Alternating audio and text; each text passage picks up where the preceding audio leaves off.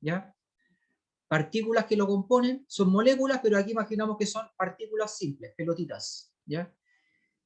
Por lo tanto, si identifican, por decir, 1000 partículas, cada una con un rótulo o una etiqueta, pueden estudiar cómo se desplaza ese volumen, qué le ocurre a su densidad, qué le ocurre a su energía cinética, con qué velocidad salen disparados desde cierto punto, ¿ya?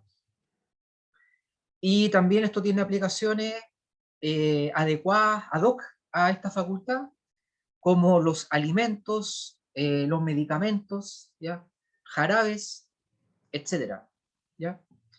Y además existen fluidos especiales, artificiales, que hacen cosas maravillosas, ya como los magnetofluidos, fluidos magnéticos, ya pueden controlar su forma con campos magnéticos. Y también hace poco, hace unos 5 años, IBM creó, creó materia programable a partir de arcillas, partículas de arcilla, ¿ya? Entonces, con partículas de arcilla uno puede obtener distintas formas. Tienen arcilla, como es programable, ¿ya? Pueden crear una taza, un jarro, una silla, ¿ya? Increíble todas estas cosas. Y la base está en lo que vamos a ver hoy día, ¿ya? Mecánica de fluidos. Así que les voy a compartir pantalla.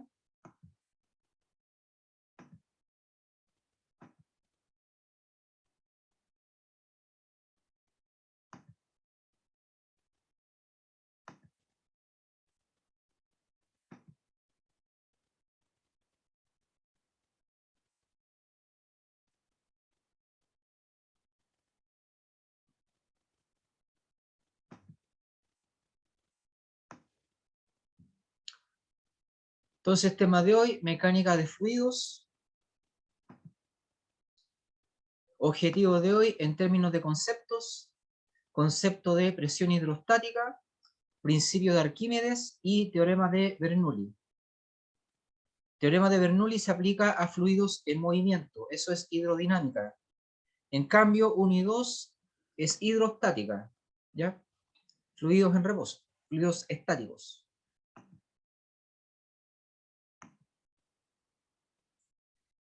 En primer lugar, hay que considerar que la presión depende de un par de factores y uno de ellos es la densidad, ¿ya? Objetos más densos provocan más presión.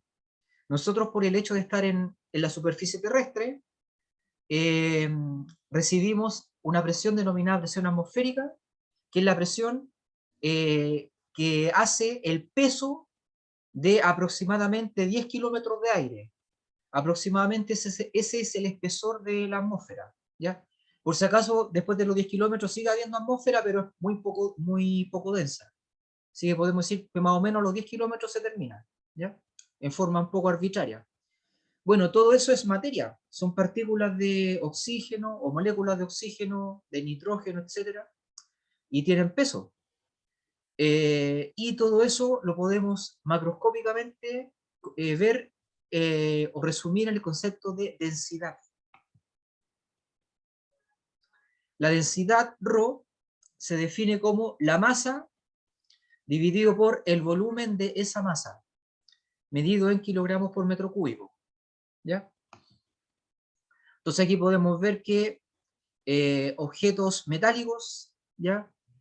Eh, como el oro, tienen una densidad cercana a 20 gramos por centímetro cúbico o 20 toneladas por metro cúbico, ¿ya?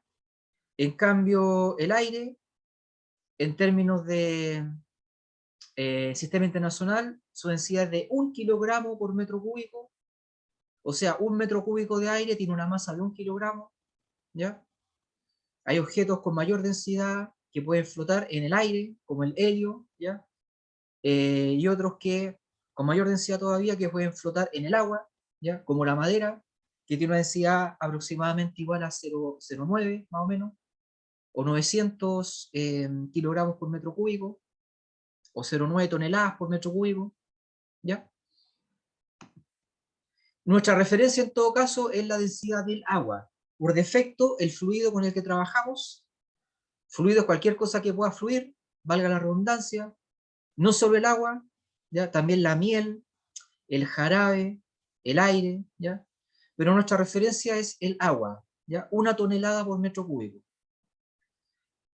Y estos fluidos generan una presión denominada presión hidrostática, ¿ya? Presión que generan los fluidos, ¿ya? Y corresponde a la fuerza por unidad de área. ¿Qué es presión? Fuerza por unidad de área, Newton dividido por metro al cuadrado, asociado a la columna de materia que está sobre la superficie A. Entonces, en nuestro caso, sobre nuestras cabezas, hay una columna de 1 kilómetro de aire, de 10 kilómetros de aire, que tiene peso, y eso genera una presión. Y el valor que se obtiene es, para la presión atmosférica, el peso de una columna de aire de 10 kilómetros dividido por la superficie A, la superficie sobre la que está actuando esa columna de aire, ¿ya? Entonces podemos ver que la presión hidrostática es la misma en todas direcciones, primera cosa, ¿ya? Depende de la profundidad, a mayor profundidad, mayor presión, así que una variable es h, ¿ya? H es la profundidad, ¿ya? O sea, la distancia entre la superficie superior del fluido y el fondo o el punto donde se está midiendo la presión, ¿ya? Primera variable, h. Segunda variable, la masa del fluido que tenemos arriba de nosotros. Y tercera variable, el área, ¿ya? El área que recibe ese peso. Y por último, la densidad, ¿ya? Entonces aquí están los 4 datos que necesitamos: profundidad h, densidad ρ, densidad del fluido, área sobre la que se ejecuta la presión y masa del fluido que está sobre esa área. Entonces sabemos que la masa m es densidad por volumen. Por otro lado, el peso va a ser masa por g, pero la masa es densidad por volumen, así que el peso va a ser densidad por volumen por g. El volumen de un cilindro es área basal por altura, A por H. Así que el peso va a ser densidad por volumen, o sea, por área por H y por G. Ese es el peso que actúa sobre la superficie A. Así podemos calcular el peso del aire que está sobre nosotros, ¿ya? Densidad del aire por área que recibe el peso, por altura, que son como 10 kilómetros, y por 9,8, ¿ya? La presión se define como fuerza dividido por área, Newton dividido por metro al cuadrado. Por si acaso, Newton dividido por metro al cuadrado es Pascal, unidad de presión. En este caso, la fuerza que actúa sobre el área A es el peso del objeto, por eso es presión hidrostática. Por si acaso podría ser otro tipo de fuerza, pero en este caso es el peso. Y cuando es el peso, la presión se llama hidrostática. Luego, dado que presión es fuerza partido por área, en este caso va a ser peso dividido por área, lo que nos quedaría que la presión al dividir por área va a ser igual a densidad por G, por aceleración de gravedad, por profundidad, ρ por G por H. La unidad de presión, dado que es fuerza por unidad de área, sería 1 newton dividido por metro al cuadrado, y eso es Pascal, unidad del sistema internacional. Y por defecto, cualquier cosa que esté arriba o que esté en la superficie terrestre, cualquier cosa que esté en este planeta recibe como presión la presión derivada de 10 kilómetros de atmósfera, y ese número es, a nivel del mar, es 101.325 pascales. Es una constante importante para cualquier cosa que esté en la superficie, ¿ya? Presión basal, presión de 101.325 pascales. Es bueno saber que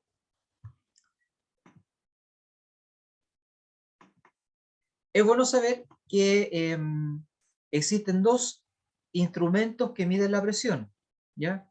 Los manómetros y los barómetros, ¿ya? Los barómetros miden miden la presión absoluta. Los barómetros miden presión. ¿Qué tipo de presión? La absoluta, la neta o la total, ¿ya? O sea que si ustedes se colocan sobre la superficie terrestre, el barómetro parte marcando 101.325 pascales, ¿ya?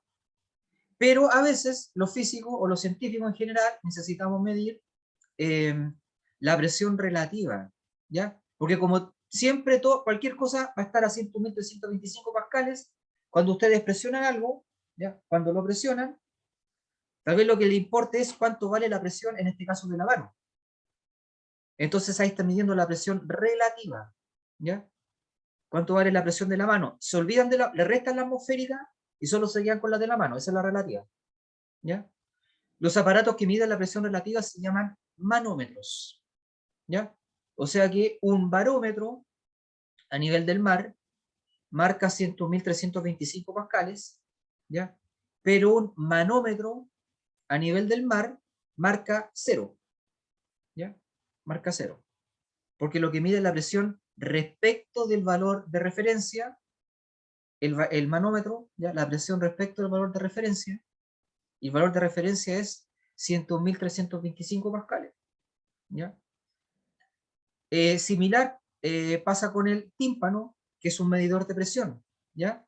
Pero cuando nadie habla, el tímpano nos genera, cerebralmente hablando, nos genera en el cerebro un registro sonoro, a pesar de que hay presión, hay 100.325, ¿ya?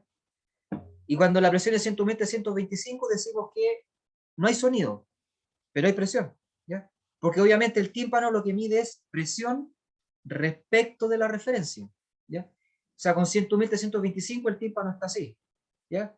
Cuando se excede, se curva para allá, y cuando disminuye, se curva para el otro lado. Así que también es un manómetro, un medidor de presiones relativas, ¿ya? ¿Alguna duda?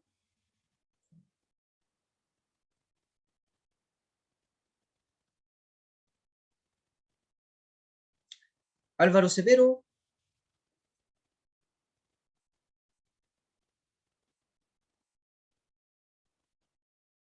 no hay duda, ya.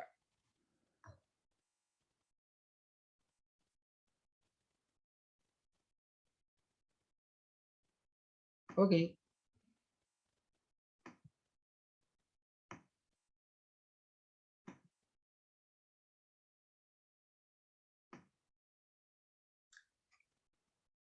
Ahora vamos a ver el principio de Arquímedes, la razón por la cual los objetos flotan, ¿ya? Cuando un objeto está en un fluido, actúan sobre él dos fuerzas. La fuerza peso, que apunta hacia abajo, y la fuerza de empuje, que apunta hacia arriba, ¿ya? Si el peso le gana al empuje, el objeto se hunde. Si el peso y el empuje empatan, el objeto flota, la fuerza neta es cero, ¿ya? Y si el empuje le gana al peso, el objeto vuela, ¿ya? Pero cuando pasa eso, cuando vuela, el empuje se llama fuerza de sustentación, ¿ya? Entonces los aviones sumergidos en el aire, porque el aire es un fluido, los aviones sumergidos en el aire, gracias a las aspas, consiguen alterar el empuje y hacer que el empuje sea mayor que el peso, convirtiendo el empuje en una fuerza de sustentación, ¿ya? Entonces, el peso apunta hacia abajo, el empuje apunta hacia arriba. La pregunta es, ¿cuánto vale el módulo o la magnitud del empuje? ¿Ya? Y lo que descubrió Arquímedes es que el módulo o el valor absoluto del empuje es igual al peso medido en Newton, peso medido en Newton, del volumen de fluido desplazado por el hecho de que el objeto está sumergido en ese fluido, ¿ya? Peso del volumen desplazado por el hecho de que el objeto esté en ese fluido. Es decir, ¿ya? Es decir, estamos sumergidos en aire.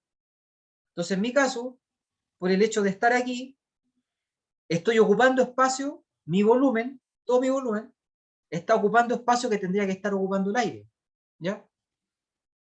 Significa que si yo me muevo, si avanzo 2 metros, voy a estar desplazando volumen de aire porque estoy ocupando después el espacio que ese aire está ocupando, ¿ya? Ese es el volumen que yo desplazo por el hecho de existir dentro de la atmósfera, ¿ya? En mi volumen. En mi volumen total, porque estoy totalmente sumergido en el aire. Podría ser la mitad de mi volumen. Por ejemplo, en una piscina, uno cuando flota, una parte del cuerpo está sumergido en el agua, otra parte está arriba. Lo que importa es el volumen que desplazo, ¿ya? Entonces, en el caso de una piscina con agua, cuando uno está flotando, solo se cuenta el volumen sumergido, porque eso es lo que desplazó, lo que desplazamos nosotros de agua, ¿ya? Entonces contamos cuánto volumen desplazamos de fluido, ese volumen tiene un peso, y ese peso es el empuje. El empuje es el peso del volumen desplazado. Entonces hay que saber cuánto volumen desplazamos, ¿ya? Entonces si nos dicen, el objeto es una esfera de 10 metros cúbicos, 10 metros cúbicos, pero está flotando en el agua al 60% sumergido. 60% sumergido. Por lo tanto, desplazó 60% de 10 metros cúbicos. ¿Ya? Siempre se cuenta cuánto está sumergido o cuánto desplazó de volumen de agua. ¿Ya? Entonces, una forma típica de medir densidades de rocas, por ejemplo, de piedra pómez, la piedra pómez flota, es tener un vaso con agua al ras, colocar la piedra pómez, que se va a hundir un poco, como el agua estaba al ras, el volumen de agua que desplace va a salir del jarro, por ejemplo, ¿ya? Va a salir, esa agua que salió se recolecta abajo, ¿ya? En una palangana, por ejemplo, y esa agua hay que medir el peso del agua desplazada. Y ese peso es igual al empuje, ¿ya? Siempre el empuje es igual al peso del volumen de fluido desplazado. ¿Dudas?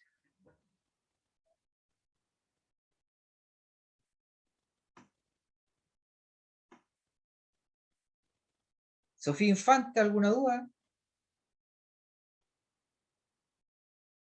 Todo ok, ya.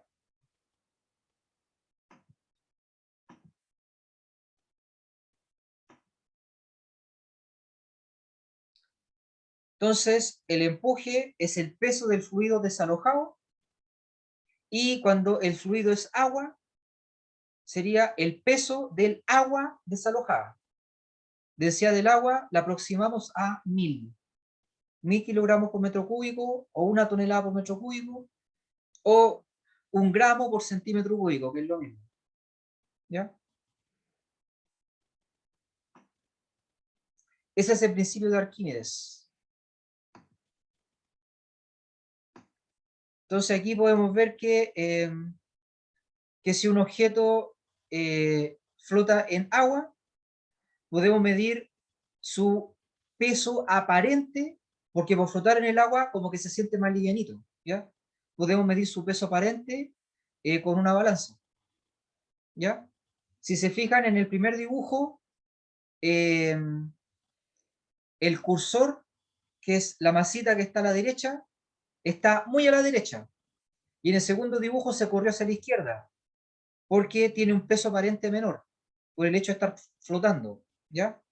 Porque el peso que apunta hacia arriba, más el vector empuje, o sea, el peso que apunta hacia abajo, más el vector empuje que apunta hacia arriba, da una fuerza neta menor que el peso.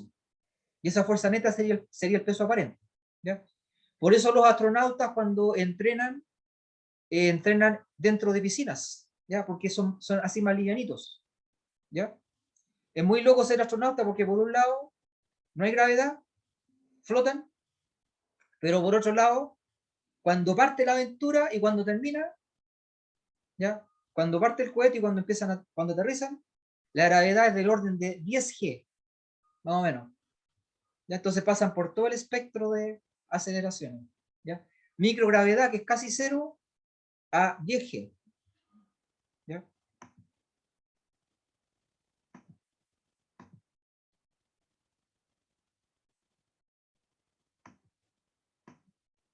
Ya.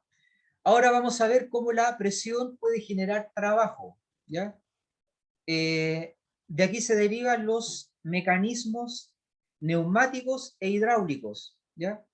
Entonces, si tienen una jeringa con una manguerita conectada, o sea, en vez de aguja, una manguera, ¿ya?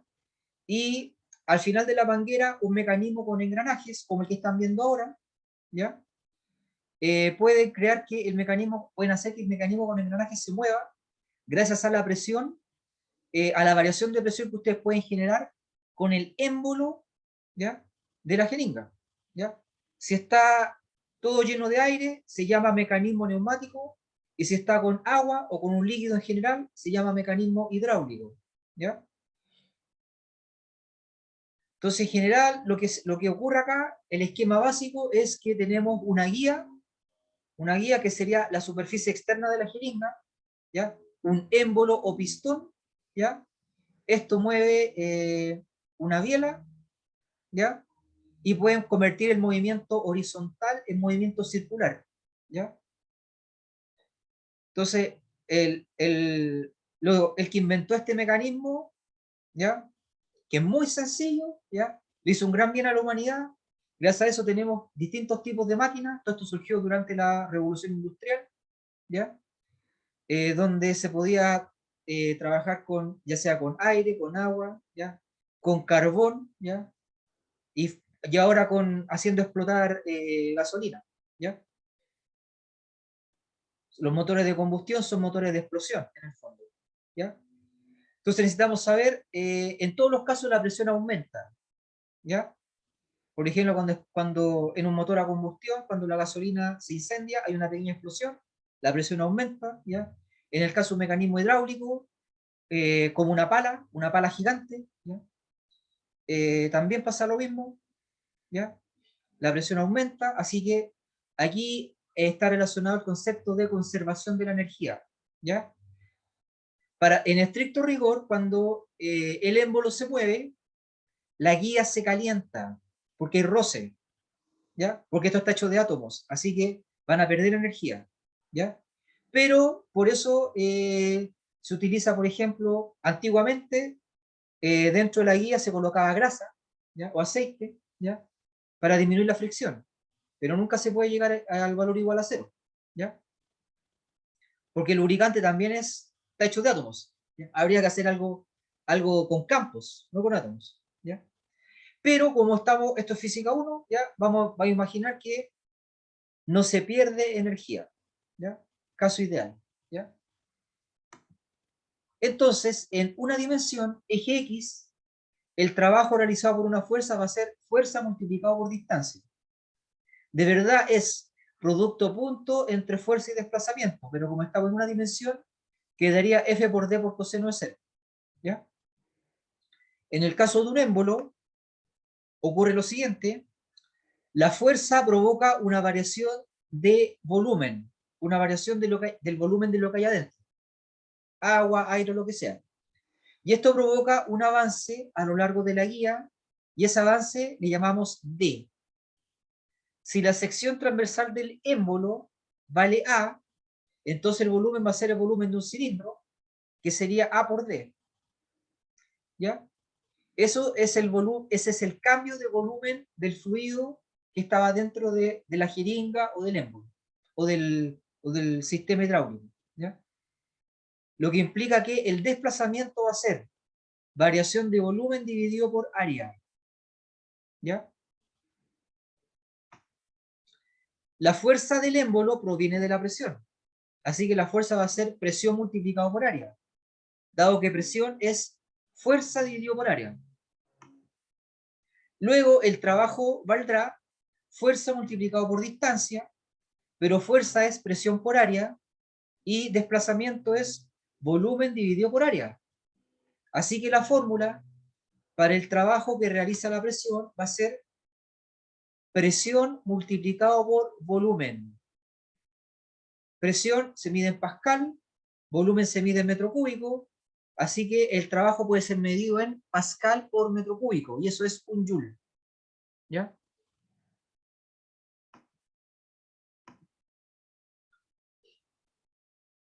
Ese es un dato importante que necesitamos considerar para calcular el trabajo realizado por la presión, ¿ya? Entonces, dentro de un pistón, es más fácil medir la presión que medir la fuerza. ¿Ya? Se coloca un barómetro. ¿Ya? Y en el caso de un mecanismo como motor de explosión, es más fácil medir la variación de volumen de lo que estaba dentro de este motor de explosión, ¿ya? A medir el desplazamiento. ¿Ya? Así que esta es una forma adecuada para calcular el trabajo. Ahora vamos a ver cómo se puede calcular la conservación de la energía en un fluido. ¿Ya? Entonces imaginamos una especie de tubería donde el extremo izquierdo está a una altura H1, el extremo derecho está a una altura H2, tenemos medidores de presión, P1 y P2, ¿ya? Y además medimos la rapidez del fluido, rapidez V sub 1 y rapidez V sub 2, ¿ya? Y imaginen que de todo ese fluido que está dentro de esta tubería, solo nos ocupamos de un volumen B, simbolizado de color rojo, ¿ya? Imaginen que, no sé, tienen 1.000.000 de partículas, cada una tiene un número de 1 a 1.000.000, y ustedes siguen con la vista ese conjunto, ¿ya? El conjunto formado por las partículas, en este caso está simbolizado de color rojo, ¿ya? O sea, no consideramos todo el fluido, solo consideramos una sección de este, de volumen B y masa M, ¿ya? Entonces sabemos que cuando está a la derecha, la rapidez del fluido es V sub 2, y la presión que experimenta es P sub 2, y está a una altura H2, y cuando está a la izquierda, la altura es H1, la rapidez es V sub 1, y la presión es P sub 1. Además, la densidad de este fluido es ρ, ¿ya? Rho identifica el fluido, si es agua, si es aire, si es miel, si es jarabe, si es sémola, etc. ¿Ya? Esos son los datos que necesitamos.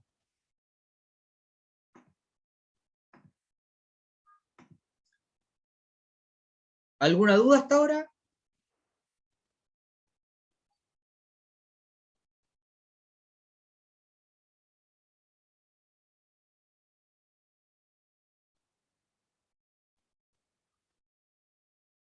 Ya.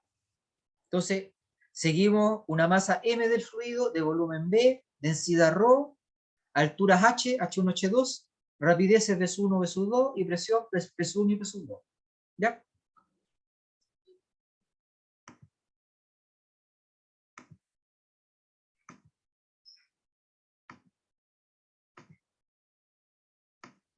Entonces, para la muestra M de color rojo del fluido, como es la situación ideal, se cumplirá que la masa es M, el volumen es V, la densidad es masa partido por volumen, la energía cinética de la esfera roja es mv cuadrado partido por 2, la energía potencial gravitatoria es mgh, el trabajo realizado por la presión, que puede ser positivo o negativo, porque el volumen puede aumentar o disminuir, va a ser presión por volumen, ¿ya?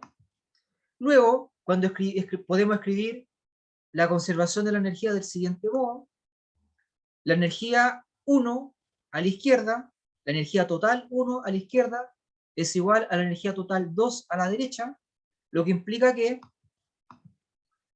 energía cinética, mv1 cuadrado partido por 2, más energía potencial, mgh1, más trabajo realizado por la presión, P1 por volumen, es igual a lo mismo, pero en el punto 2. ¿Ya? Energía cinética 2, más energía potencial 2, más trabajo 2. ¿Ya? Si bien el volumen no varía, ¿ya? No varía porque la densidad es constante y siempre contamos la misma masa, ¿ya?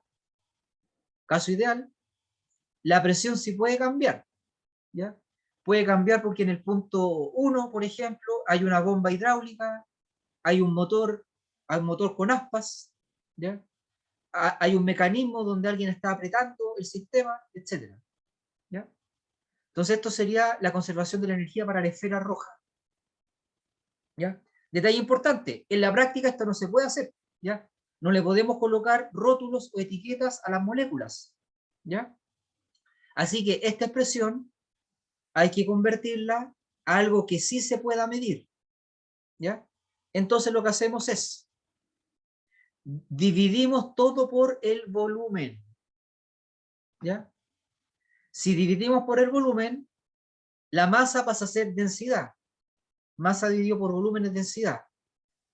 El trabajo realizado por la presión, presión por volumen, quedaría presión nomás, ¿ya? Así que la fórmula final, después de dividir por el volumen, es densidad por rapidez partido por 2, energía cinética por unidad de volumen, ¿ya? Más densidad por G por H, energía potencial por unidad de volumen, más presión, o sea, trabajo por unidad de volumen, ¿ya? Es constante, ¿ya?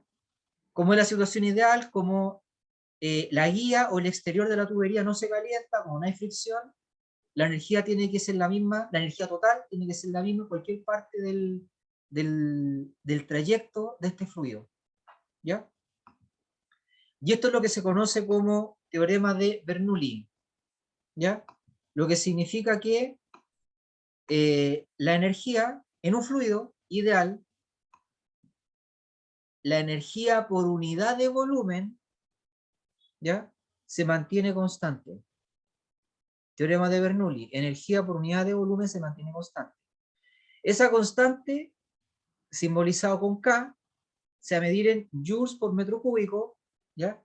Y caracteriza el fluido como un todo porque está considerando la rapidez del fluido, energía cinética, está considerando la altura a la que se encuentra, energía potencial, y está considerando la presión que recibe o el trabajo, ¿ya?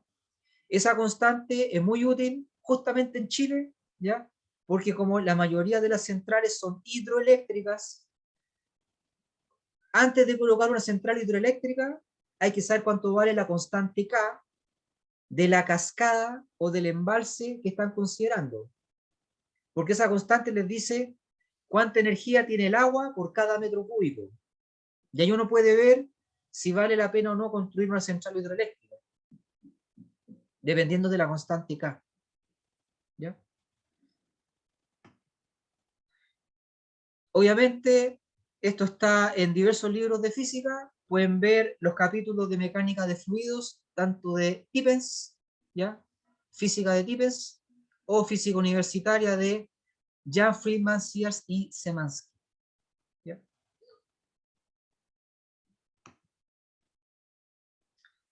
¿Alguna duda?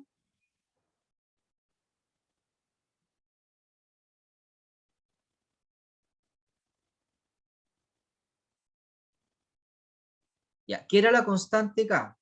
¿Ya? La constante K está sumando tres cosas: energía cinética por cada metro cúbico del fluido, energía potencial por cada metro cúbico del fluido y trabajo derivado de la presión que recibe el fluido por unidad de volumen, por metro cúbico. Esa es la constante K, la suma de esos tres valores. Así, en términos simples, considera la energía cinética, la energía potencial y el trabajo, ¿ya? Se miden joules por metro cúbico, ¿ya? ¿Más dudas?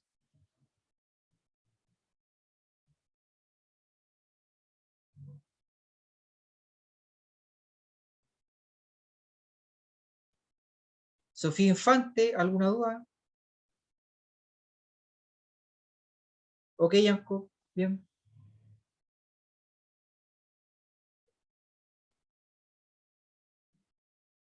Javier Lagos, ¿dudas?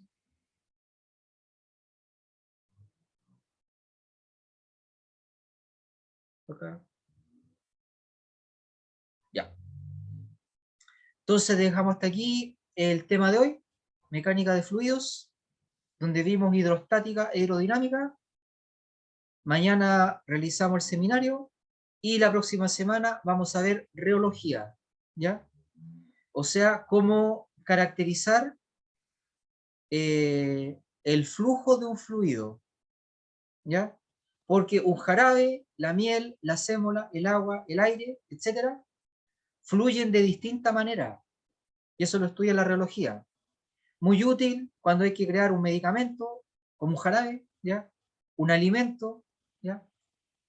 O cuando hay que estudiar medios de locomoción, ¿ya? El metro, un avión, etc. Todo esto se relaciona con la reología, ¿ya? Entonces, si no hay más dudas, no hay más dudas. Lo dejamos hasta aquí entonces, ¿ya? Hasta luego, que estén bien. Un gusto.